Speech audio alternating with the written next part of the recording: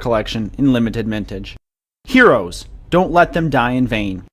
Start your Heroes SD War collection June 6th, only at sdbullion.com.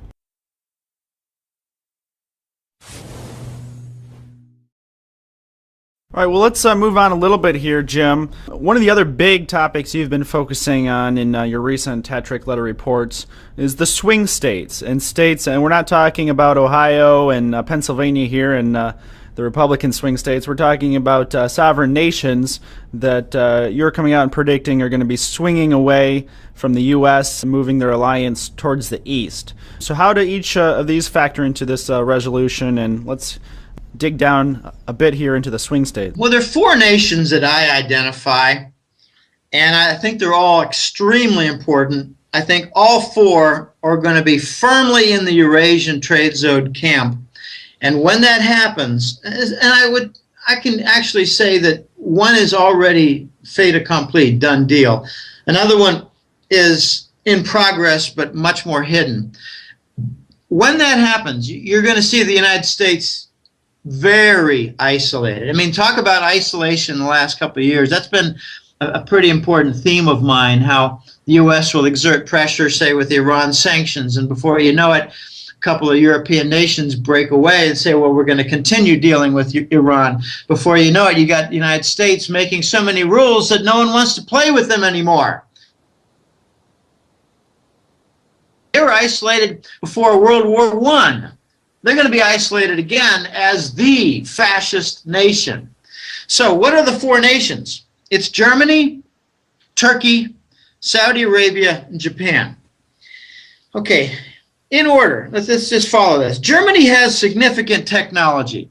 The Eurasian trade zone, let's just think it's China and Russia and a lot of other nations. They're going to want the technology transfer from Germany. If you look at construction equipment in China, you see some Japanese, but you see a lot of German.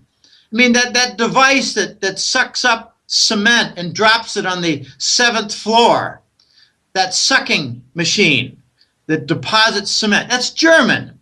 They got the lock on that market. They have the lock on a lot of things. Obviously not cranes. A lot of countries make cranes. But we're going to see Germany important for investment capital. Watch Frankfurt explode as an RMB hub. That term is coming up a lot. It means renminbi hub. It means a hub for trading bonds and issuing bonds and converting currency from the Chinese yuan denomination. So it's the RMB hub. Watch a lot of the business connections with Russia and China. I think we're going to see the importance of the 3,000 German companies doing question. If 3,000 German companies are doing business in Russia, will Germany follow through on a sanctions? I mean, what a stupid concept. Germany is not going to follow through on any sanctions with Russia. 40% of the natural gas used by Germany comes from Russia. 30% of all the crude oil used in Germany comes from Russia. You think they're going to sanction their own energy suppliers? What a stupid concept. No, Germany already has strong commercial ties with Russia and extremely firm but newer ties with China. They're going to flip, and what I've been told is that Angela Merkel, even though she was just reelected, she's been told, you're on the way out. You just don't represent us anymore. You want to continue to sing in total harmony with the US, EU, UK banker cabal, then fine, because you don't sing in harmony with our corporate sector here in Germany. I've heard rumors. This is kind of strange, but I'll just pass it on. I'm not saying it's going to happen. I'm just saying it's a rumor. Angela Merkel is trying to be dismissed from her current chancellor position, which is like their president, prime minister of Germany. She's trying to see a nice transition. The trouble is she doesn't speak English.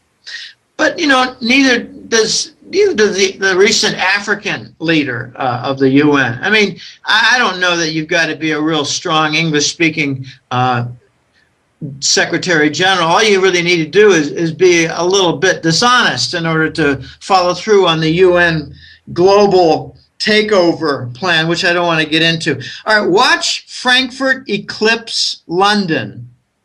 London is always expecting, oh, we're going to be the primary hub for the RMB trade. Really? Do you have corporate interest behind those RMB trades? Well, we're still going to be the biggest. Well, you watch Frankfurt trot out their connections with the businesses that are doing business in China and Russia, and that'll be the big advantage lever. All right, enough of Germany. I think they're going to flip, and when it flips, there are going to be a lot of countries that follow, like France. Watch the pigs follow whatever Germany does, but with a lot of difficulty. All right, Turkey is the next swing state. They're the historical fence sitter. You could look back 1,000 years and still see, well, they got significant European ties, like, you know, the Ottoman Empire. Budapest is in Hungary. Influence. My Buddha, that's Budapest. Okay, Turkey's got this gold intermediary function, and they're not going to give it up. What happened after the Iran sanctions by the US, UK, and EU, following like a French poodle in subservience, what you had was the Turks acting as intermediary for the Indians to buy Iranian oil. There's your three-way triangle. India bought Iran's oil and gas and paid for it to Tehran private banks in gold that they bought in Turkey. And that worked around because the dumbasses in the U.S. government who set up the Iran sanctions, which was stupid to begin with, just forgot to include private Iranian banks in the sanctions. So India used private Iranian banks as intermediaries. I mean, golly, we are just so full of stupid U.S. government leadership, which I believe has treason as its business card. Okay, it's important for the dollar alternative, what I call the trade settlement prototype in gold. Turkey's important for that. It's the most important country for gold trade in the entire Muslim Arab region. The shipment of gold to Dubai in the United Arab Emirates is enormous. And from so they've already got 1 foot, Turkey does, in the east, and 1 foot in the west. They're the toll taker. They take the fees at the bridge. They control the Bosporus Straits. Right now they're making important energy deals with Russia. I don't mean just for supply. I'm talking about things like, you know, pipelines and enormous storage facilities for gas. Not LNG so much, but gas facilities. But in addition to that, generating plants for electricity in Turkey, done by Russian contractors. You think Turkey's going to follow through on sanctions against Russia? I don't think so. This is how stupid the U.S. government policy is, and destined to fail. So you've got also the Turkish Incirlik Air Force Base, the NATO Air Force Base. That's the primary first stop for U.S. heroin coming out of Afghanistan. So you think the Turks are going to stop the heroin running? I don't think so. The third nation, let's get out of that topic quickly. The third nation is Saudi Arabia. This is already a done deal. The divorce is done. It's over with. The papers have been signed, or at least they're, well, I think they're almost to be signed, or the ink is still wet. The Saudis have had their divorce with the United States. In I think it was early April or late March, President Obama to Riyadh for a summit meeting.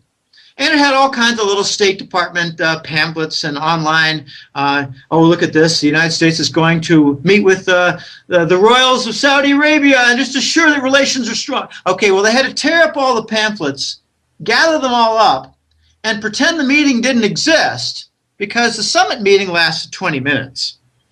So what did King Abdullah tell Obama? What did Obama try to tell Abdullah? My guess is they had a lot of arguments over things like continued Treasury bond support, over things like continued terrorism across the Arab region, including, say, Lebanon and Syria. My guess is they had a lot of arguments about Saudi Arabia wanting détente with Iran. Okay, so you get the idea. There's another news item that came out last month that a new crown prince has been designated among the Saudi royals, and it's not the Prince Bandar line. It's not the US-UK favorable line. So what you're seeing now is the Saudis line up their heirs to the throne that are favorable to the East, not to the West. This is dead petrodollar events. These are signposts that are in snow, except for the American and British analysts who are paid not to look that way. Most likely, my guess is that China ordered the Saudis and the Iranians to make peace, engage in détente, stop the violence, quit funding the U.S.-sponsored al-Qaeda terrorism. Al-Qaeda is spelled AL-CIA-DA.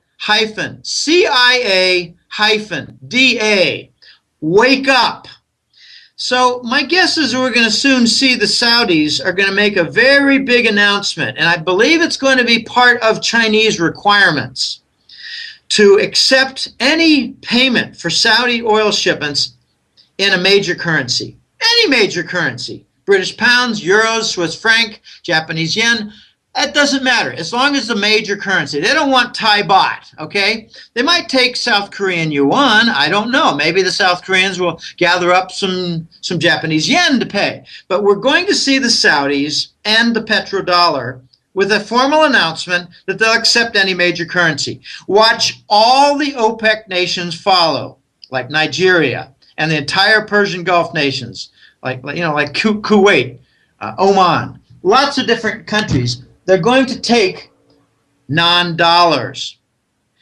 At the same time, watch OPEC completely lose its steam, its influence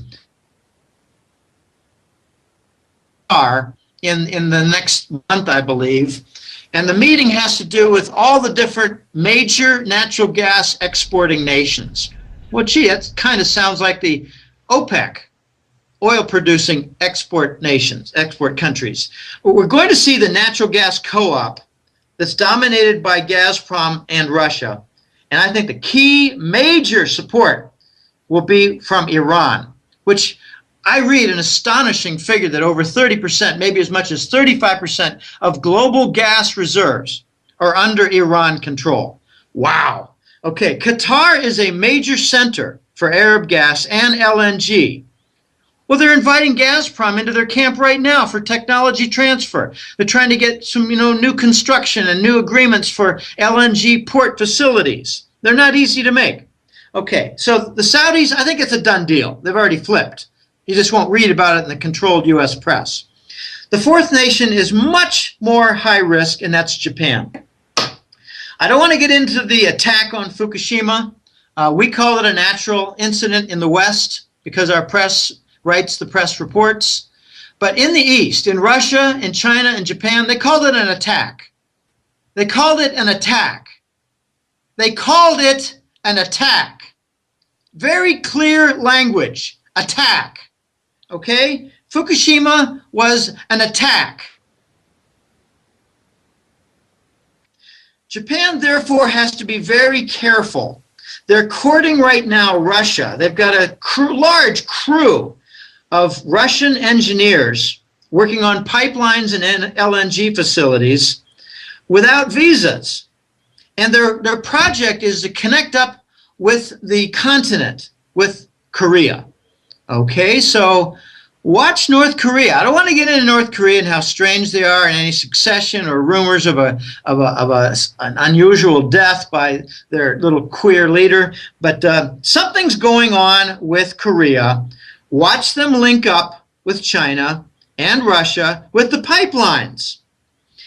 So like we had the backfire in the Iran sanctions, we're having the backfire in the Fukushima attacks, because Japan is now working with Russia through the Chinese landmass with Gazprom and Rosneft energy pipelines. The whole Northeast Pacific is a major development zone now. The Sea of Okhotsk is under Russian development. We're also seeing the Siberian coast develop its LNG facilities. You know, it's kind of interesting. If you're in the frozen northeast of Siberia, you don't need to freeze much for cold. So we're going to see Japan and Korea join up, work out these commercial deals. So the U.S. is going to work the political and military angle, and the Japanese and Koreans, they're going to work the commercial angle. They're going to jump from the Western fold into the Eurasian trade zone. So watch these swing states. I think Japan is not a done deal so much because their prime minister, this Abe, he's nothing but an American tool who has really angered all the major political elements and banking elements and commercial elements in Japan. I don't see his term. It's not so much a term. A prime minister really has coalition support. Watch him lose his coalition support in Japan real soon, John. Yeah, we'll definitely keep our eye out for Abe losing his coalition support, and obviously those are major events to have those four nations swing away from U.S. alliance and towards the east. The U.S. economy, Jim, it appears to be accelerating in its recession. Really never ended the recession. Well, statistically, in the U.S. press, it did, but in all practicality, it really never ended. And we appear to be accelerating into a new dip or a new decline. The housing market's rolling over again here in the U.S. What's happening in the U.S. economy in your view? Well, first of all, I pay no attention to the NBER and their politically driven pronouncements of recession or no recession. When I was in graduate school at Carnegie Mellon, the chairman of my department was actually a key consultant for the NBER, the National Bureau of Economic Research. And I was told then, Jim, this is the most prestigious economic think tank in the United States. It's got some Boston roots, and it's really competent. And what I've learned over the years is, no, it's not competent. No, it's not. They take marching orders. So I really wonder if my old department chairman was part of justifying false policy and false conditions, or whether he was really bothered by it all, but continued with his lucrative consulting work. You have to factor in the 4 to 5% standard lie. What I mean by that is, what is the price inflation in the United States? Well, I follow accurate calculations by John Williams at the Shadow Government Statistics Group. He now has declared and measured that the give or take. Okay, so if the United States government tells me that it's 1.5, let's just call it 1 or 2, then what's the lie? It's 4 or 5%. So they're calling price inflation on the nominal gross domestic product. By that I mean just add up all the numbers without any adjustment for inflation. Just what are the raw nominal numbers? They're calling the growth in the raw nominal numbers, they're calling it growth. They're calling it economic growth. It's not economic growth. They're calling inflation economic growth. So now, even with their 4 to 5% lie, we've got a recession in the first quarter of something on the order of 1%. I don't know if it's 1 1/4, 3/4%. I don't give a crap, because I don't pay much attention to their stinking lies and propaganda. Because I don't care what they claim their deflator is. What they need to deflate is the hot air propaganda coming out of their stinking mouths. You got the retail sector that's actually in a free fall. I mean, I pulled out an article recently, and it had 20 different retail chain type firms, all of them in negative territory, in what they call comp sales. What's our sales like this quarter versus last year's same quarter for stores that were in existence a year ago, so we can make a like kind comparison. Store X in New York a year ago, that first quarter, versus Store X this year, first quarter. It's called comp sales, comparable sales. Well, that's a very important measuring stick. We use it all the time when I was at Staples for 5 years in the late 90s. All right, so you're getting this free fall in retail. And people like to say, well, retail drives the economy. No, it doesn't. Retail and consumption does not drive the U.S. economy. It's the backwards thinking for the propaganda artists who want you to think that way. When you're doing home equity pullouts 5 years ago, 8 years ago, so that you can go on vacation or go to school or pay your bills, that's burning your furniture. That's not driving an economy. That's converting your capital into spending cash, spendable cash, what they call discretionary income. It's not even discretionary income. It's discretionary spendable funds. Okay, that's not driving an economy. What we're seeing now is some stark, ugly, extreme evidence in two forms. And I put out a public article somewhere around 2 months ago where I showed the money supply going from 800 billion in the year 2008 to the recent calculation, which is a 6-year jump, 5-fold. Gee, did that not kickstart the economy? Did that not provide stimulus for the economy? No, it's evidence of systemic failure. What's the flip side? Where did all the money go and how fast is it moving? Well, you look at the money velocity measure, and it's way down in the last 7 years. It's gone from a 2.03 times versus a 1.75 times now. So since 2007 to now, 7 years, not quite full years, you've got a 25% reduction in money velocity. And just to substantiate that, Jim, usually if you're in a recovery, the velocity will pick back up as the economic activity picks back up. And we haven't seen that since 2008. It's continued to decline, and M2 velocity, I think, is at 20-year lows right now. Yes, it is. And why is that? It's because the money that's being shoved into the system is for Wall Street bailouts. It's for coverage of derivative failures. It's for covering and redeeming Wall Street bonds, making it sound like stimulus for the economy, yet it's money denied to the mainstream. And you even look at the major banks, and they've made harder their approval process for, say, bank loans by a company. Oh, no, you don't have sufficient collateral for that. And sorry, but you don't have good performance in your company for the last 6 months. You're not a good credit risk. So what is the good credit risk? The dead, hollow reed, insolvent big banks. Those are great credit risks, even though they're all dead.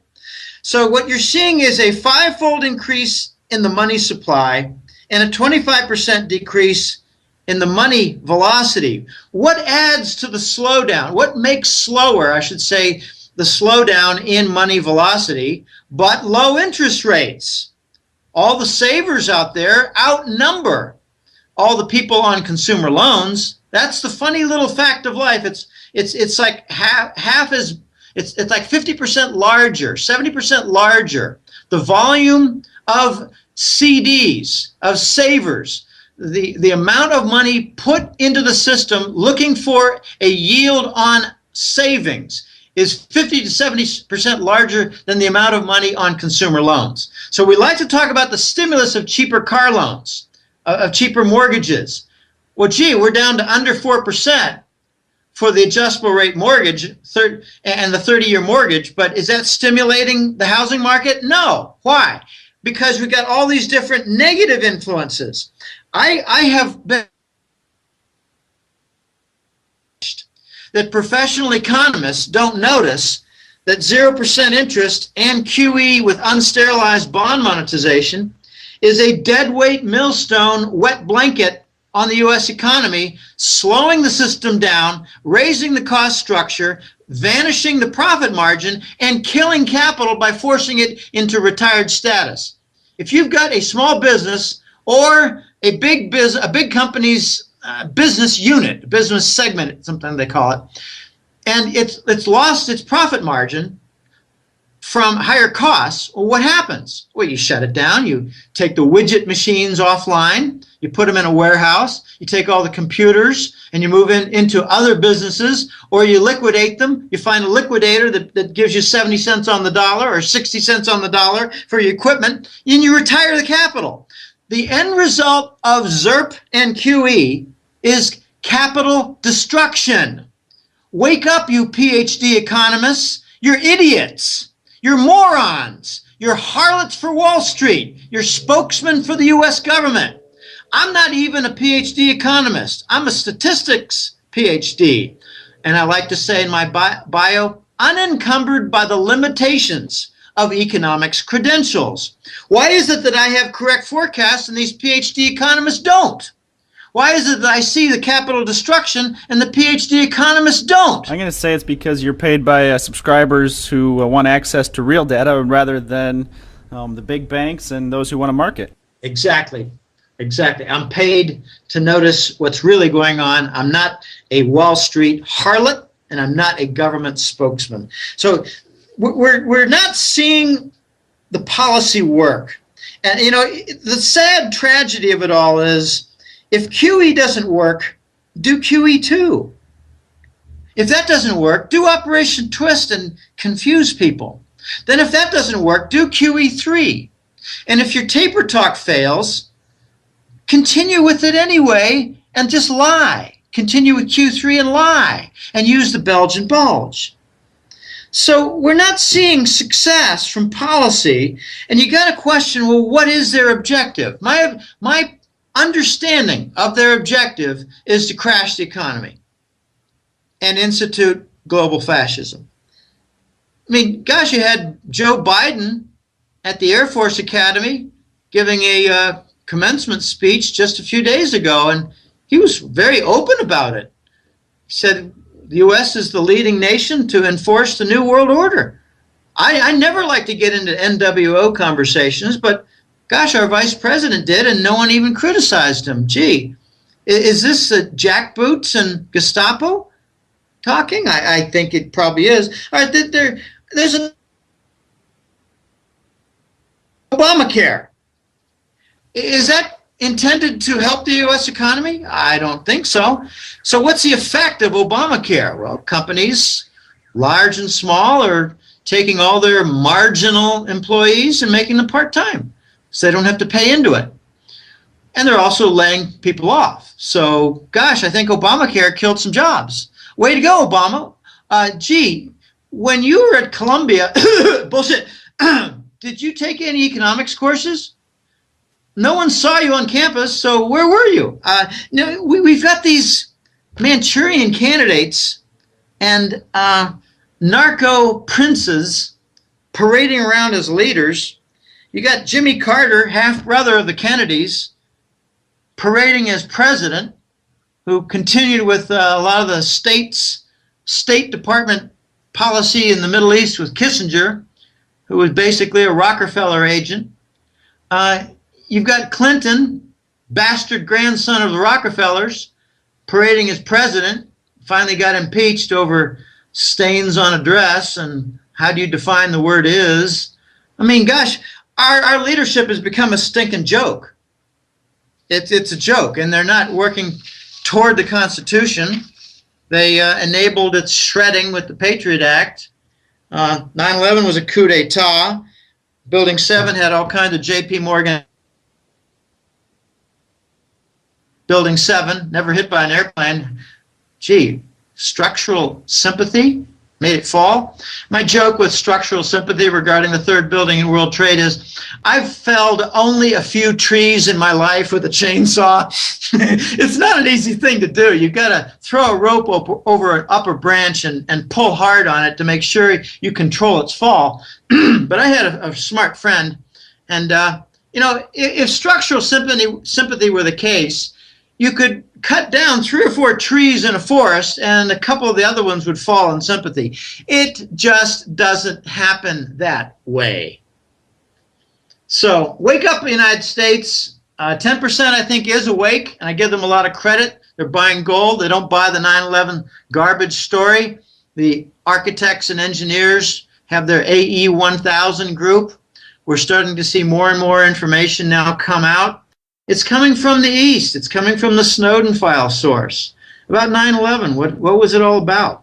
I hope they come up with some evidence about what Oklahoma City was all about, because that has Fannie Mae trails to it.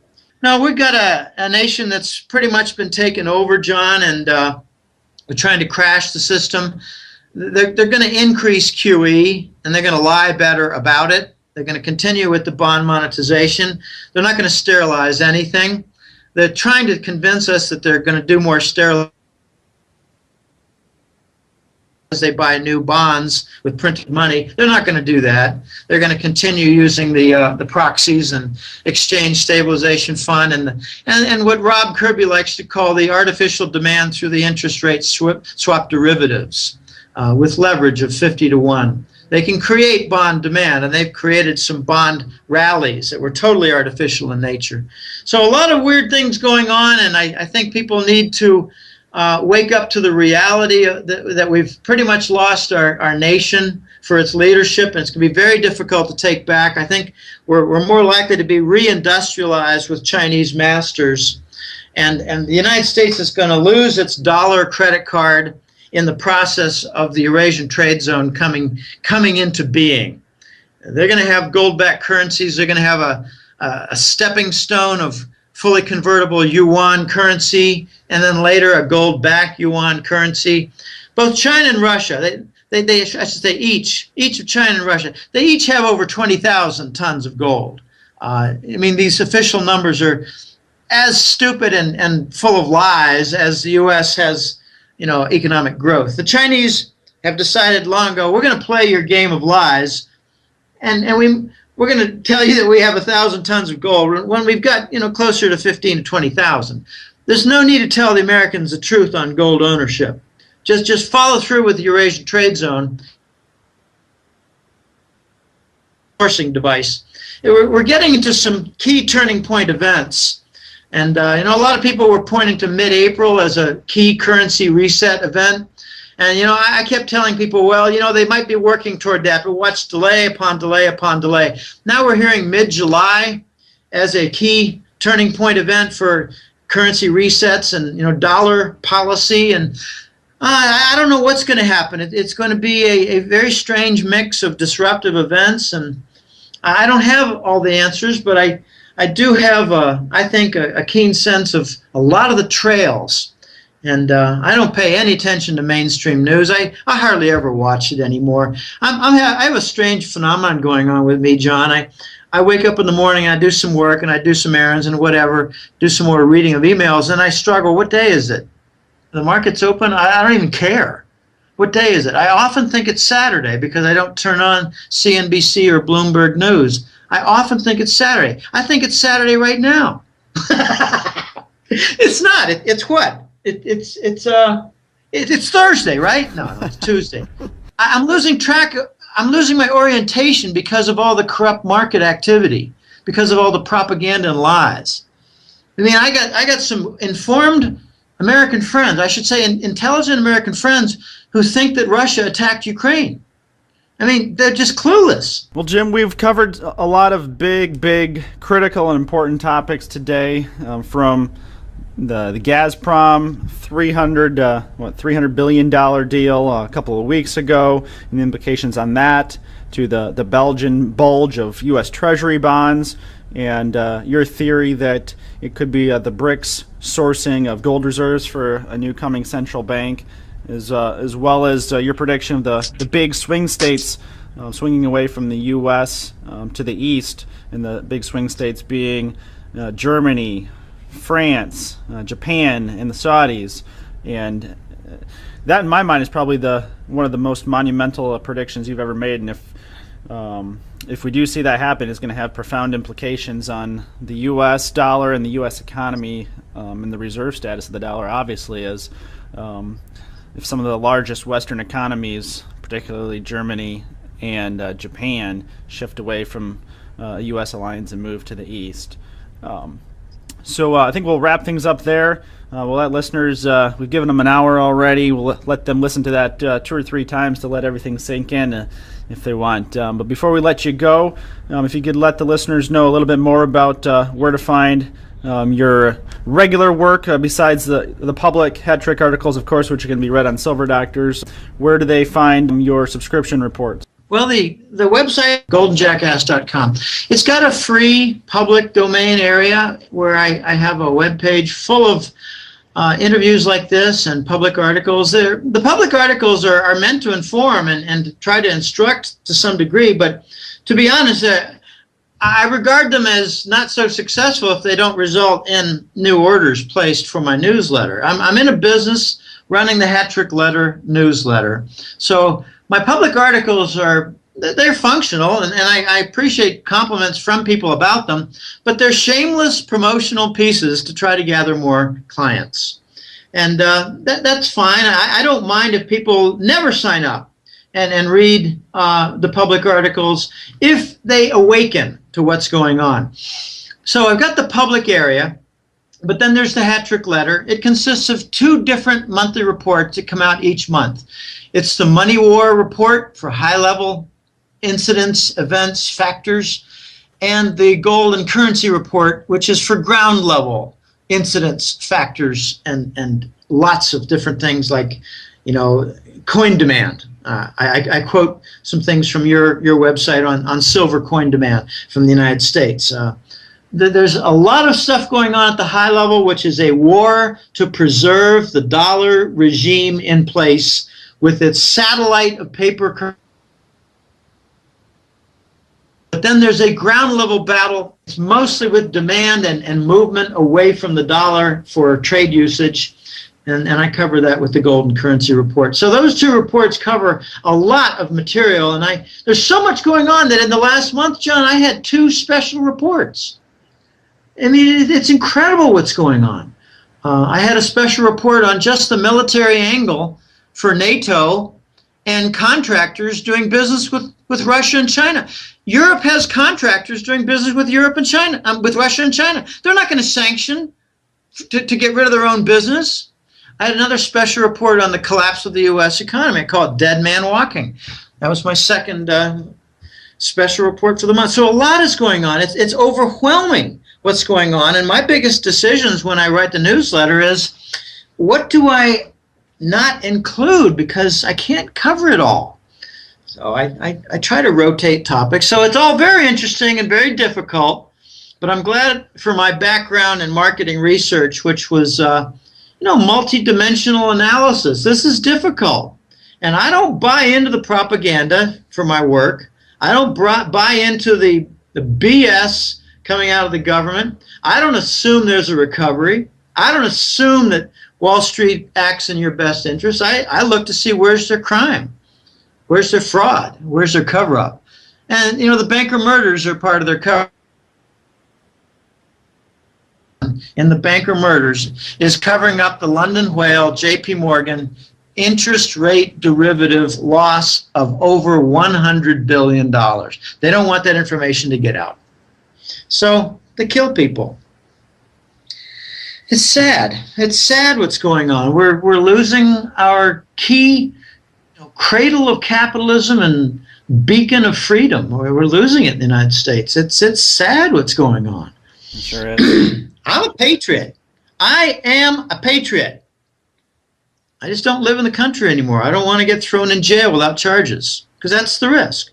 All right. So Jim Willie, editor of the Hat Trick Letter on goldenjackass.com. Check out goldenjackass.com for both of those monthly private reports. Jim, great to have you back. Thanks again.